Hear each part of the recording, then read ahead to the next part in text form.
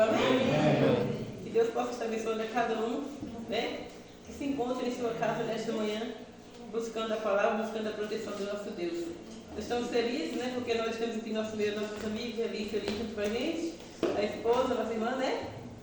E outro nosso companheiro ali também nos visitando nesta manhã, então somos gratos. Temos aqui também o Edcleia, né? E que Deus possa estar abençoando a cada um de nós. O irmão Deloniro também, o outro rapazinho ali. E isso nos faz feliz, né? De termos vocês em nosso meio nesta manhã também. E mais feliz fica Jesus. Se a igreja está feliz, imagina Jesus então, em saber que vocês se encontram aqui conosco, né? Nesta manhã. A nossa mensagem desta manhã tem por título A Viúva de Sarepta, um ato de fidelidade. Todo mundo já conhece a história dessa mulher, né? Todo mundo já sabe. Eu creio que são poucas as pessoas que nunca ouviram falar da viúva de Sarepta. E essa mulher, uma mulher, né, de fé. E nós iremos tirar hoje 10 lições da vida dessa mulher para nós. Iremos aprender com ela hoje também. O interessante dela, né, é que ela deu tudo e recebeu o que jamais poderia, o que ela pensava em receber. Pensa aí. Né? Ela deu tudo e recebeu o que jamais ela pensava em receber. Por quê, irmãos? Naquela época, né, o rei Acabe muito furioso, e além de furioso, era um homem, né, dos reis que já houve naquela época, no tempo de Israel. Esse rei, ele fez tudo que desagradasse a Deus. Pensei. Tudo que ele poderia fazer para desagradar a Deus, ele fez. E aí, por último, para piorar a situação, né, de um rei, ele levanta um altar e ali ele constrói esse altar para adoração ao Deus Baal. Olha aí. E dos primeiros mandamentos que a Bíblia nos traz, os irmãos falam para mim?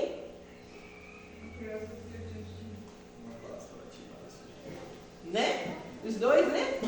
Não terás outro Deus diante de mim, não farás para ti imagem de escultura. Isso é abominação aos olhos de Deus. Pense até o profundo que ele foi.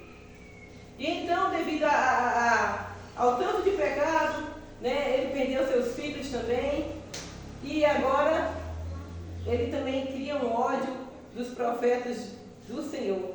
E criou principalmente de Elias. Por que de Elias? Elias foi o profeta que Deus escolheu, vai lá e fala para ele. Vai haver uma grande seca nessa região. E naquela época a seca apareceu rapidamente mesmo. E aí a fome, né, quando vem seca, vem o quê? Vem fome. E a fome aumentou naquele lugar. E Deus agora pede para que Elias ele saia, vá para bem longe, né? Porque a perseguição estava grande e o culpado era quem? Se o irmão manda o recado, quem me dá o recado de algo é ruim, você que deu o recado, você que é o culpado. Né? Muitas vezes acontece isso. E Elias, por ele ter dado o recado, coitado, ele, né, a raiva dele maior de Acabe e sua esposa, Jezabel, foi por isso aí. E aí então, por ele ter profetizado, né, que haveria essa grande seca, e realmente houve a grande seca. E a fome ocorreu por todo o país e toda aquela região. E aí Deus pede para que Elias, né, para manter o seu servo guardado e protegido, que essa é a promessa de Deus, que sempre cuidará do seu povo. E aí ele envia Elias para bem longe.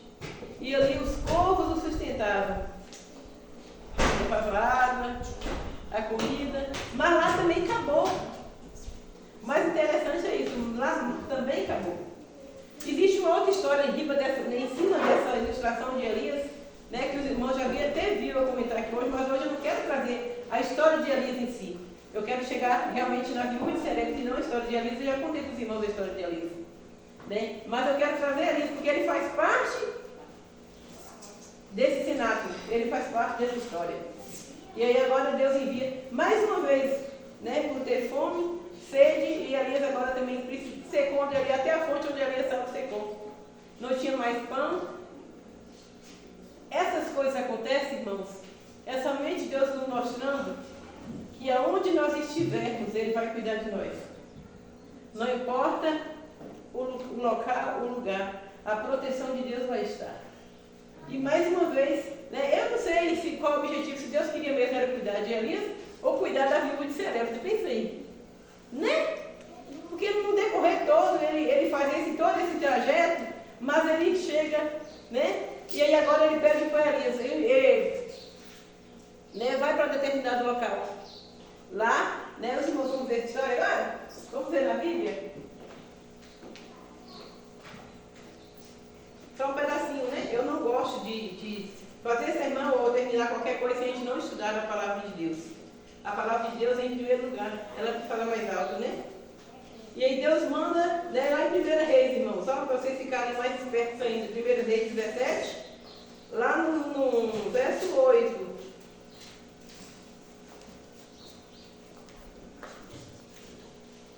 E Deus manda ele para onde? Sarepta. Isso, né? Terra de Sidom. Isso, a terra de Sidom. E lá ele chega, na terra de Sidom, se não parar acompanhando aqui, eu vou contando a história, viu? E lá ele chega, lá nessa casa dessa mulher, Deus havia prometido para ele, você indo para Sidom, lá eu enviarei, lá tem alguém que eu separei para cuidar de você. Deus não queria somente cuidar de Elias, mas através de Elias, Deus queria cuidar também dessa viúva de Sarepta. Eu comecei para dizer o quê? A fidelidade dessa mulher. Deus não trabalha na vida das pessoas se eles não permitirem, irmãos.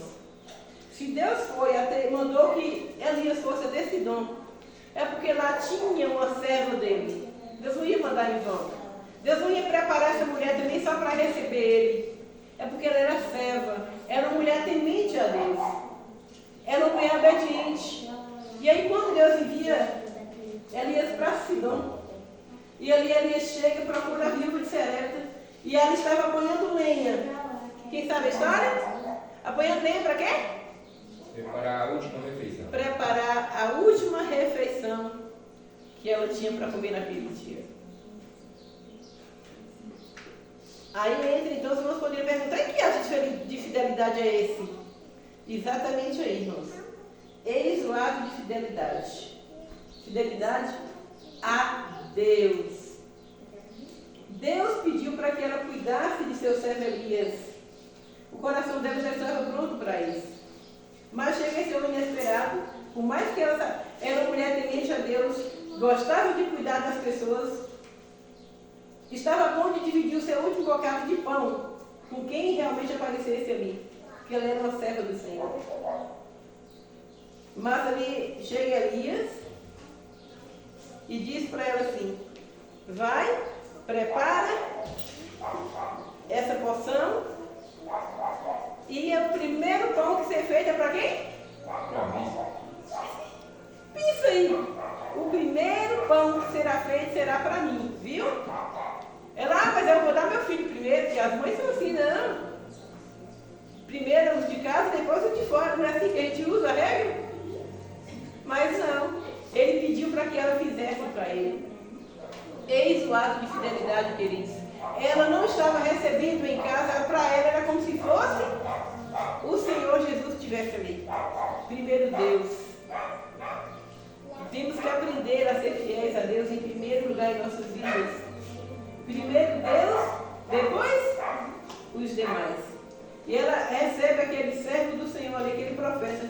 Profetas antigamente eram pessoas inspiradas, cuidadas por Deus. E ela prepara o último bocado de pão. E ali, ela ainda diz para ele, é o último, nós iremos comer. Depois sentaremos aí, né? Porque todos morreremos. Porque ninguém sabia a época que ia chover de novo, para que pudesse a terra germinar, para que pudesse matar a sede. E aí então, lá vem essa mulher mais uma vez, com seu ato de fidelidade e amor, e ela prepara o último pão, e ambos ali comem, mas Elias recebe um pedaço primeiro. E Elias come o último, né? E parece que acabou. Então, eis aí a primeira parte da nossa história, né?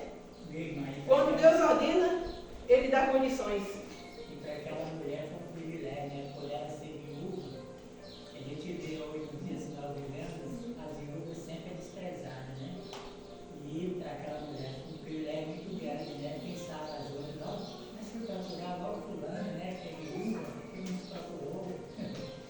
Exatamente, irmão, obrigado, viu? Aqui ainda diz, a primeira, quando Deus ordena, Deus já tinha ordenado para ela. O primeiro pedaço é para mim, era o seu servo que iria receber. Quando Deus ordena, Ele dá condições. Ele sabia o porquê. O segundo detalhe, a segunda condição era, não deixe, né, o cenário invadir a palavra de Deus.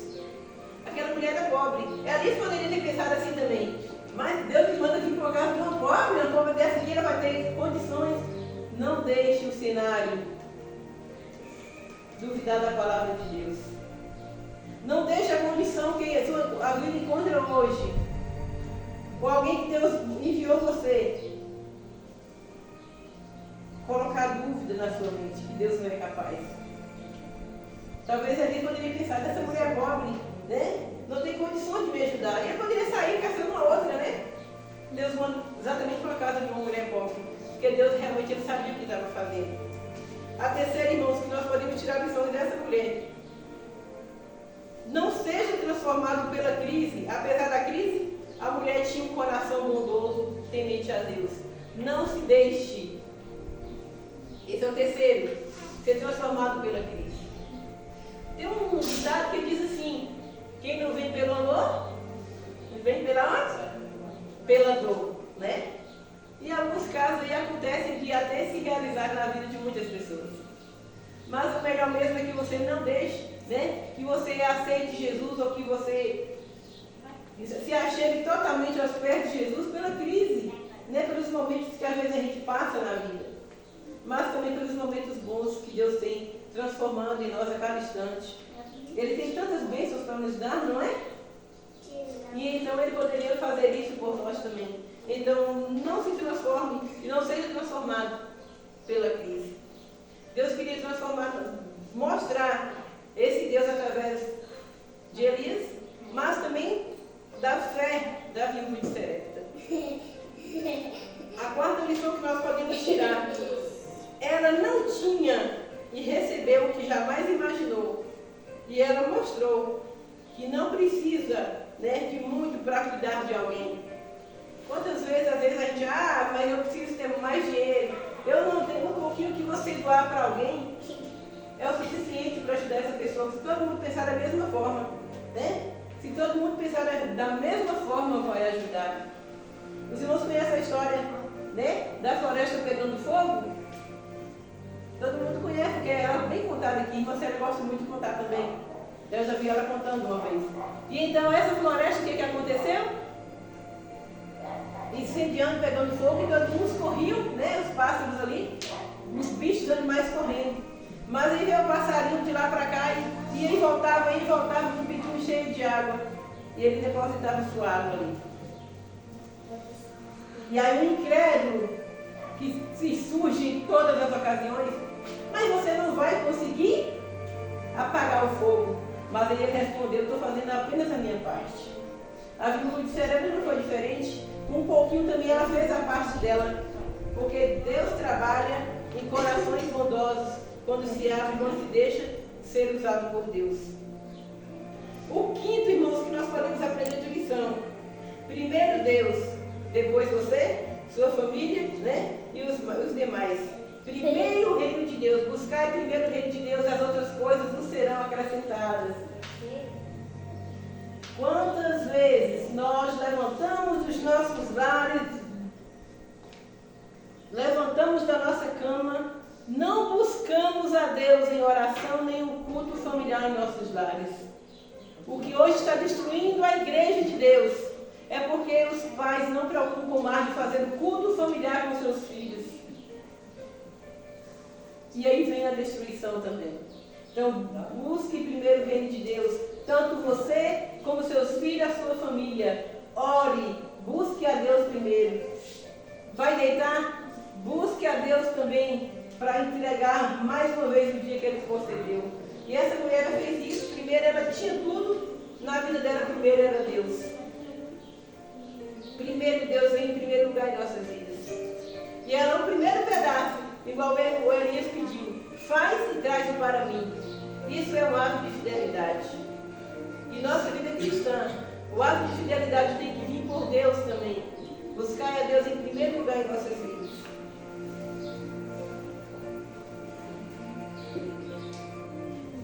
A sexta lição que nós podemos aprender dessa mulher: Deus não vai te livrar das experiências. E o interessante nessa história toda, meus queridos, que quando o pão acabou na casa daquela mulher, Elias pediu para ela: vai, pegue os vizinhos vasilhas. O que você tem em casa? Só tem agora o quê?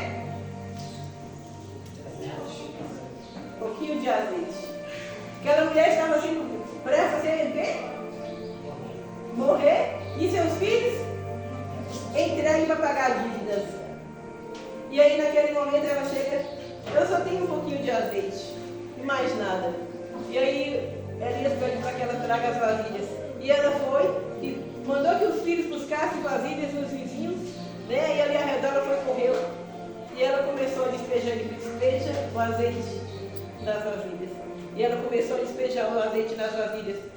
E quanto mais ela despejava, para a honra e glória do nome de Deus de Israel, o azeite não secava da botija. Ela encheu as vasilhas e ele perguntou: tem mais vasilhas? Não tem mais vasilhas. E ali ela vendeu aquele azeite, pagou as dívidas, viveu feliz com seus filhos, porque não precisou mais ser vendidos para pagar as dívidas de seu esposo. E Elias continua ali com eles ainda, com a bênção e a vitória garantida. Mas o mais interessante, irmãos, o mais interessante, Deus não vai te livrar das experiências que você tem que passar, apesar de fazer tudo certo.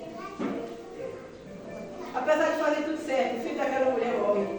Só tinha perfeito. E o que acontece? Deus não nos livra das experiências que nós temos que passar, irmãos. Por mais que você é uma serva do Senhor, servo do Senhor, se você tiver que passar por uma prova, você vai passar. E o filho daquela mulher morre, e ela pergunta: só veio trazer miséria à minha casa, trazer a morte à minha casa. Meu filho morreu, e aí agora?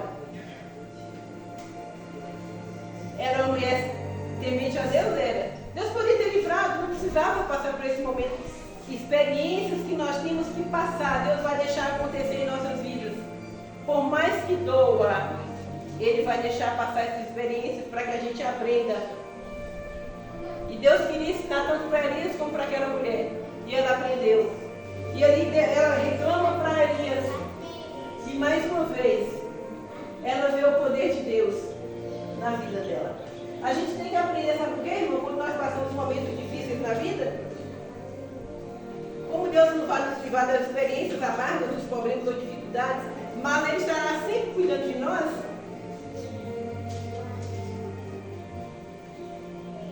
O que nós temos que aprender é acreditar no sobrenatural de Deus, na proteção que Deus tem para nos dar a todo instante.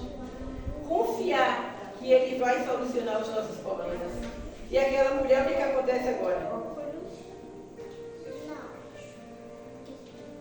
E Elias, irmãos, aqui é o sétimo, né? O sétimo. Elias preferiu comer com a viúva do que sentar à mesa do rei Acabe. Cristão verdadeiro não precisa ser amado pelo mundo, mas precisa ser amado por Deus. E Elias naquela casa, ele trouxe bênção, porque ele também ressuscitou o filho daquela mulher. Nós temos que aprender a acreditar nas coisas de Deus. Acreditar que Deus pode fazer por nós. Porque às vezes a gente acha que Deus não é capaz.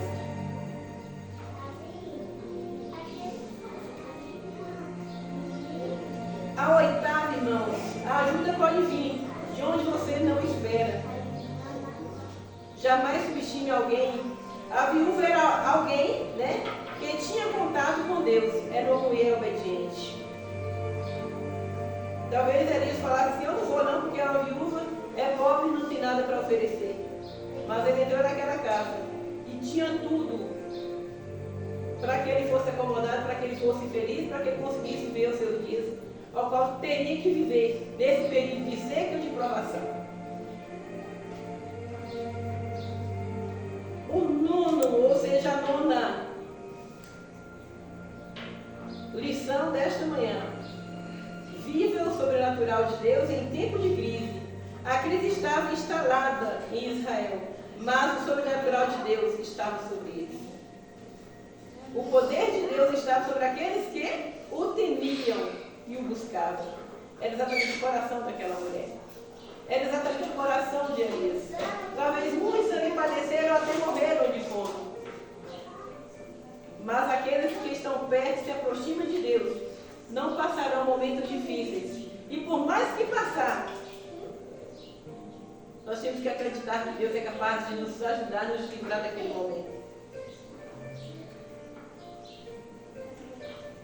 E a 10ª, nós nunca podemos esquecer das bênçãos que Deus já fez em nossa vida. Aquela mulher, quem sabe morrer o filho, realmente ela clamou, ela chorou. Ela pode até ter pensado: meu filho, o único que eu tinha, e agora acabou tudo.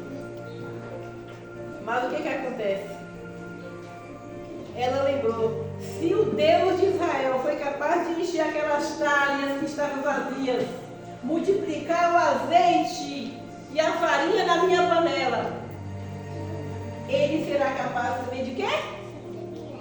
Trazer a vida ao meu filho. Nessa manhã nós não somos diferentes da viúva Serepta. O sobrenatural de Deus não é coisa do passado para a sua igreja hoje.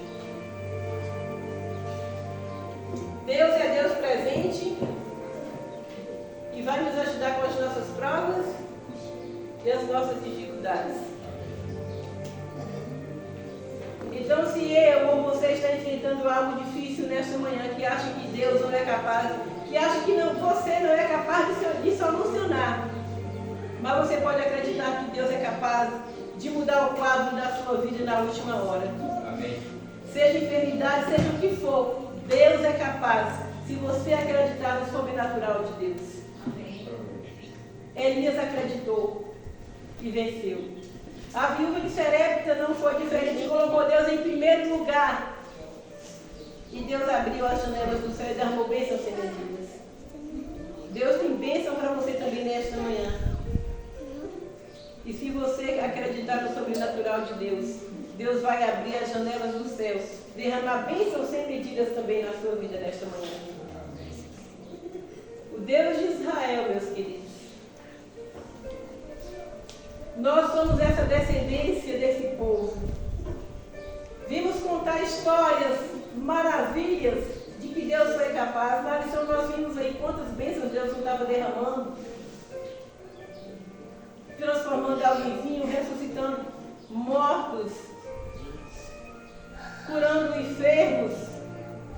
Então eu pergunto para a igreja nesta manhã: existe algo impossível para Deus que Deus não possa resolver na sua vida? Só vai existir se você não crer nesse Deus. Mas se você colocar em primeiro lugar em sua vida esse Deus, bênçãos fluirão na sua vida. E que Deus possa nos abençoar nesta manhã. Amém. Amém? Que Deus possa derramar bênção medida na vida de cada um de vocês. Nós iremos colocar de pé.